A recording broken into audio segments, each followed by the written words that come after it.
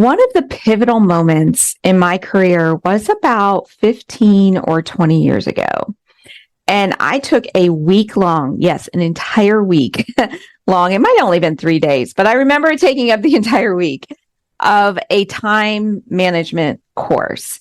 And part of this training, even though it was time management, part of the training was creating 10-year goals, 5-year goals, and it taught you goal planning and goal setting.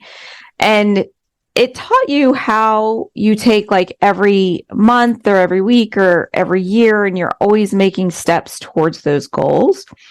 Because it was a business class, we made career goals. And I attribute a lot of my success to creating and maintaining the career plan that they taught me how to do in this class. Because I was constantly focused on that 10-year goal. Now, granted, I probably should have made it a 5-year goal and I would have reached it quicker, but I was young and I didn't understand it at that point, and I didn't understand how well the process worked. But what happens when your goal is too far out is that life happens and you end up stalling and just thinking, oh, I got time, I got 10 years. But strangely enough, 10 years hit and I hit the goal, like within months of that 10-year mark. And then I set another goal and I hit that goal as well, that career goal as well, actually quite recently. So I really attribute a lot of my success to career planning and having that plan and maintaining that plan. However, I see a lot of would-be safety executives without a plan. So today, I want to share the steps to creating a career plan that you can follow. And hopefully, you'll reach your career goals too. So let's get to it. Hey there, safety friends. Welcome to the Safety Geek podcast. I'm Bryce Sargent, CSP and 20-year safety professional. After spending years training safety leaders across the globe for a large corporation and creating safety programs from the ground up over and over again, I am now sharing my processes and strategies with you.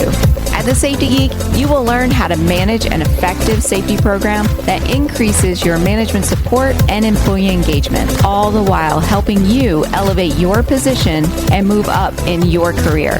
If you're ready to step into the role of a safety influencer and leader, you're in the right place. Let's get to it. Now, on to creating your career plan. For starters, you can't create a plan without a destination. So we need to know where you want to go. Otherwise, you would end up just being like a safety nomad, going out there doing whatever, which unfortunately is what I see a lot of people doing. So step one in our planning process is deciding where you want to go and setting those career goals. Where do you want to be? 1 year from now, 3 years from now, 5 years from now. And I really don't want you to go further than 5 years, just because I don't want you to end up like I did, where I could have reached my goal in 5 years if I had set it as a 5-year goal as opposed to a 10-year goal. So step one is just like, where do you want to be? And you might not know. And here's the thing about goals that a lot of people, they get stressed out about it, because like, let's say you set a goal that you want to be a director of safety at a large corporation overseeing multiple locations, right? And then as you're going along, it's not really getting close to that. You see that you're not going to meet the goal. One of the key points of goal setting is remembering that it's your goal and you can change it.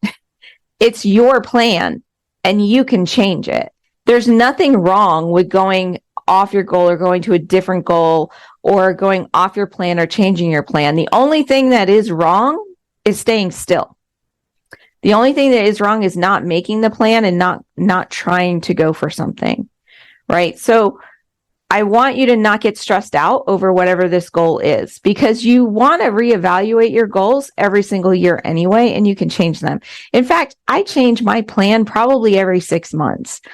But as long as I'm always looking at it and I'm always working towards it, it makes me feel good. And I know that in the end, I will end up reaching some higher achievement than where I am now. All right. So start thinking about where you want to be. And if you're not really sure where you want to be, maybe it's a dollar figure you want to make. Maybe it's something that you want to do. I know one of my goals one time was keynoting at a safety conference, right? Maybe it is a vacation that you want to be able to afford or take, whatever it is. So set your career goals and write them down. So that way you know what it was that you were working for. Now, as you are looking at this step one at what you want to do, I want you to make a list as to what you need to do in order to achieve that goal. If you're sitting as a manager of a plant right now, but you want to be the director over all of the plants, what do you need to do? And the first thing you might want to consider is formal education. And unless you already have your master's or your doctorate, you don't want to skip this step. I want you to be looking at your formal education. This means, your university education, your degree, not just like seminars or workshops. We'll get to that next. But look at your formal education and go, what formal education do I need? How long will it take me to complete it? How much will it cost me? And what will I get as a return from that investment? So what I tell people all the time is that if you're new in safety, if you are just getting started, you don't have your bachelor's degree already, you need to start working towards it. Even if it is just one class a semester. And in the beginning, that's all it needs to be is one class a semester, because there's other things you need to learn first. But eventually you're going to need that degree, so you might as well be working towards it. And there are ways to do it at a low cost, so that way you're not putting out a ton of money to get that degree. Like you could do community college, and it might not necessarily need to be a safety degree. You can go to public university, but you do need to have that bachelor's degree. If you're young and you already have that bachelor's degree, then you need to be working towards your master's. And I would, if you wanted to stay in the safety field, I would go for a master's in safety, or an MBA, one or the other, a master's in business or a master's in safety. So those two will give you a leg up once you get stuck. Because what will happen in your career is you'll go so far and then you will get stuck, where you are competing against people that already have these things, or you're not getting past the talent acquisitions people because you're not meeting some minimum requirement, right? So make sure that you have a plan to get that in place.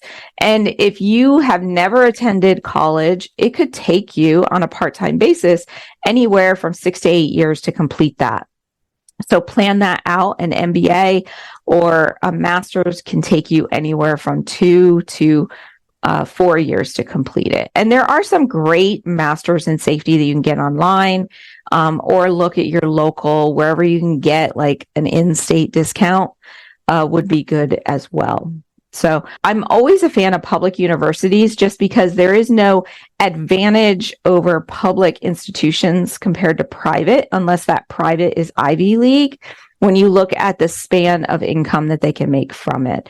So the public universities, if you stay within your state, you typically get a cheaper rate. So that gives you the chance to get the bigger return on investment. I know I have a whole episode on this somewhere, but when it comes to career planning, just make sure that you have some plan to get your formal education completed. What I hear from a lot of people is they upfront their formal education. They decide that they want to stay in safety. So they're like, right away, they're like, I'm going to get my bachelor's degree. I'm going to get my CSP. And that's all they're focused on. And honestly, that is not where you need to be focused on in the beginning. In the beginning, you need to know how to do the job and do it well. And you need to build a network. And that comes to step 3 in our career plan, is how can you plan for your informal education outside of the university system? So what I would do is list out all of your skills, and then looking back at that dream job or career goal, what skills are you lacking? And then start taking classes and seminars and webinars and attending conferences based on those needs. because it's more important that you learn those skills than it is that you have that piece of paper with a bachelor's degree.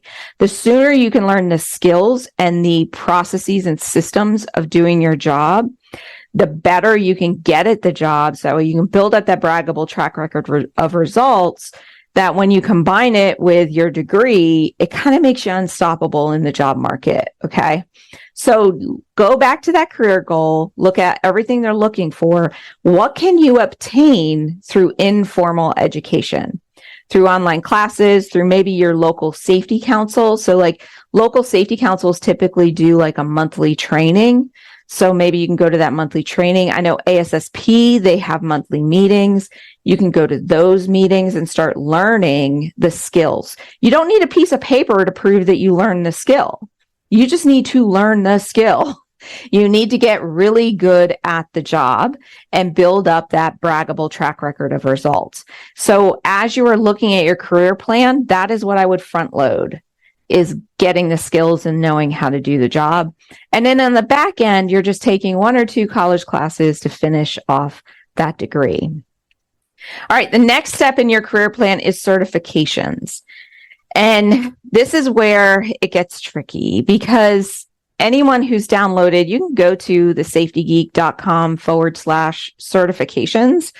This is a document I created because I get this question so much about whether or not I give a certification with Safety Management Academy. And what I do is I give you a certificate of completion, but I am not going to certify you as a safety professional because of lots of things that I say in that document. But it gets tricky because there is no governing body over certifications for safety. Any organization can say, I certify you as a safety professional. I could do that. I could say you're certified safety professional, right? Or you're certified by the Safety Geek. I could do that. But honestly, it's worthless. It is worthless until the job market recognizes it. So interestingly enough, I had this question recently that said,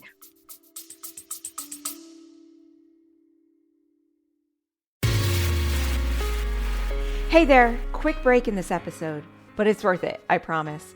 If you ever wish you had ready-to-go safety templates, checklists, spreadsheets, and tools so that you're not stuck creating everything from scratch, I got you covered, my safety friend. When you sign up for my all-access resources, you get instant access to my private resource vault. Plus, you'll get my safety leadership newsletter, where a few times a week, I will send you an email packed with quick, actionable tips that you can use today. These are the same resources and strategies that I have used to build world-class safety programs, and now they're yours for free. So grab them up today. Go to thesafetygeek.com/resources to get your all-access pass. Alrighty, let's get back to the episode.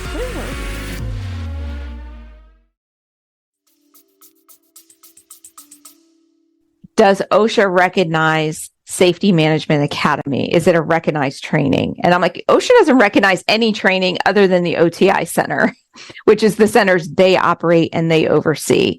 But there are organizations out there that have OSHA in their name, in their website name, that people believe are certified by OSHA. And it's like, no, that's not the way that it works. It's just companies saying that because there is no governing body.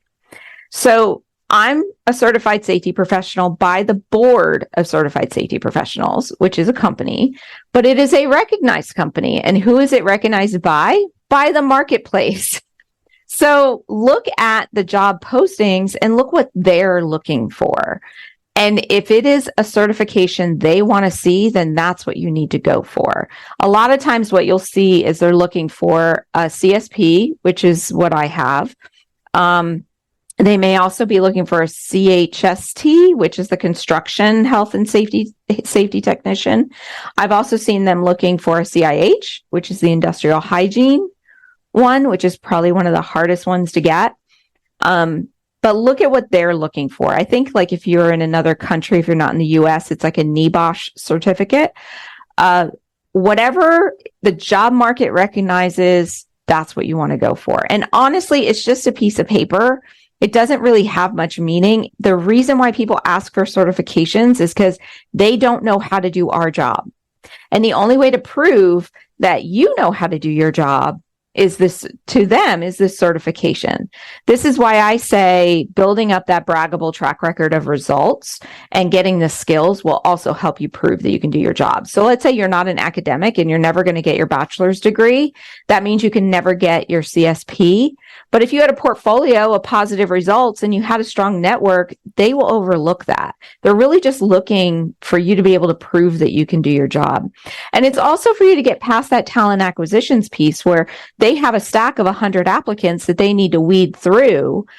And you having your CSP, which is typically the most recognized certification out there, it then goes like, oh, okay, they're acceptable to even go to the next level. So that's where you end up getting stuck if you don't have your college degree or your certification. So I would never front end these things. These are things you're doing on the back end. And I believe a CSP, you might have to have 3 or 5 years of verifiable experience before you can even sit for the exams. And it's a beast of an exam. And if you don't have like an AA in safety, then you actually have to take 2 exams. So, and they're hard. They're very hard. They're like 6-hour tests, but they are worth it to at least say, yep, I'm done. And then I will go. So the next thing, as you have like, now you know what skills you need to gain, and now you know what degrees you want to go for, and now you know what certifications you want to go for. The next thing you need to consider is budgeting, because all of this stuff costs money and you will get a return on your investment. 100% you will. But you need to make sure that you're setting aside a budget. And this is where I like to make that plan for my career and what I need to gain, right? Because once I get that CSP, there's an annual fee for it. Plus, I have to get CEUs every 5 years. That's a cost as well. So you need to make sure that you're planning for those costs so that way you don't lose your certification or you don't reach your career goals because you didn't make a budgeting plan. So the research that I have done, I know I invest a lot in my education every year, probably like 10 grand a year. And I know a lot of people can't do that. So I researched like, what is a good amount of your salary to be putting away for continuing education? And the number that I got was anywhere from 5% to 15%. So what I say is that you put away a percentage that you can afford. Like maybe you open up like a separate savings account. I'm a huge fan of like the high yield. I'm not even going to get into that, but put your money away every single paycheck. You have a portion of it go away into a continuing education bucket. So that way you can pay for these things. And I mean, and it's nice that like if you go to the public university system or an accredited college, you can probably get some financial aid to help you out. There are chances that your boss may reimburse you for this training. That's always an option, but you should never rely on that.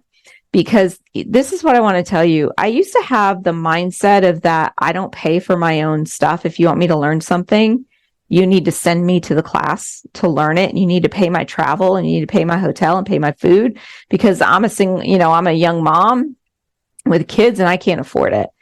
But they were paying me a really high salary and they expected me to know my job. But that was my mindset. And I didn't learn a lot for a long time. And my salary stayed pretty much like this. And then finally, I made the decision. It was like, I need to get this bachelor's degree. I need to learn the communication and leadership skills. If they're not going to pay for it, I'll just pay for it myself. So that way I can leave this company that isn't supporting me and go somewhere else. And the moment I made that decision, my salary went like a hockey stick. And it's because I was no longer limited by my employer. So I'm all about asking your employer for reimbursement. But the moment that you say, I can't do that because my employer won't pay for it, you're stopping your own career growth. So instead of that, just put away a percent. Maybe it's 2%. I'll put 2% into a savings account every paycheck. And then that's going to be my budget to pay for my continuing education. So if I have $89 in there, then I'm going to take that webinar that came across for VPPPA because I need to learn this skill because it's on my skills list that I created in my career plan. And then once you have the budget and then you have that list, you can become very discerning about where you spend your budget on.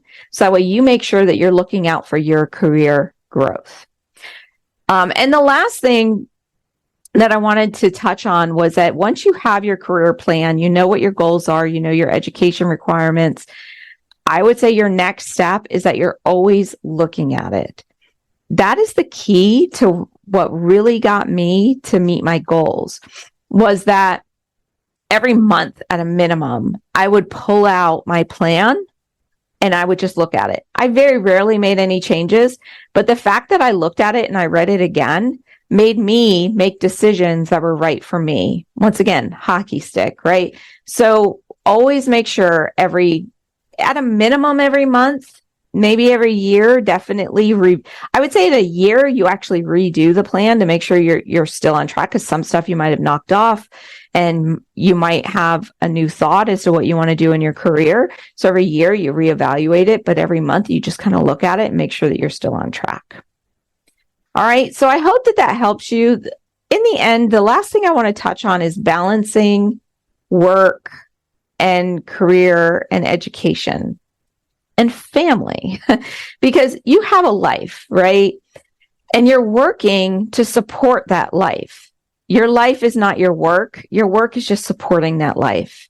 So you want to make sure that you're building a life that makes you happy, that you have your hobbies and your family. And that when somebody says what you do, like, hey, Joe, what do you do? Your first thought should be like, I fish every weekend, or I play ball with my kids, or I'm a dad. Maybe it's that, and not like, I'm a safety manager. Your job is supposed to support your life. So as you are looking at this career plan and this career goal, remember that the goal is to give you enough money to support that life, but you want to have a nice little balance between your daily work, life with your family, and then doing this continuing education or formal education or certifications, right? When I went for my CSP, I had to study for it every single day. So you have to think about, how am I going to fit this into my life? Maybe you make a compromise with your boss and you say, hey, I need an hour every week in my office undisturbed, so that way I can work on my education. That way you're not cutting into family time, you're cutting into work time, but they see the benefit. This is where I think it's better than asking them to pay for it, is just asking you to give me 1 hour a week or 30 minutes a day to actually work on it, and it's going to benefit them. All they're giving up is time, which honestly, they probably think you're scrolling Facebook anyway, so you might as well just ask for it. So that's where I like to balance the education with work, is trying to do it during work hours. But when I can't do it during work hours, if they say, no, you can't have that 30 minutes a day or that hour a day or hour a week or whatever, then try to fit it into your schedule where it can. And it's just compromise. Like we do with when we ask employees or supervisors to do safety tasks, we don't ask them to spend hours and hours doing it. It's like just a little bit. So if every day you're making just a little bit of progress towards it, this is why I love online courses, because every day you make a little bit of progress towards it. Even if you just have 20 minutes, you can learn something and then go on about your life. So make sure that you are definitely being proactive in doing that work, education, and family and life balance. So it's not all about work. I know I talk about increasing your salary a lot and making sure that you're getting the most out of this career, but it's so that you can support that life. So I hope you understand. And as I say that, just know that I am, as you're watching this, I might be out on my paddleboard on the river, because to me, that is what I enjoy most right now. So I want you to be doing what you enjoy most too. And if you have a job that supports you, you get rid of all that stress and you can go do what you like to do. All righty. Thank you so much for listening. Make sure that you subscribe to either the podcast or the YouTube channel, wherever you are listening or watching this from. And I will see you in the next one. Bye for now.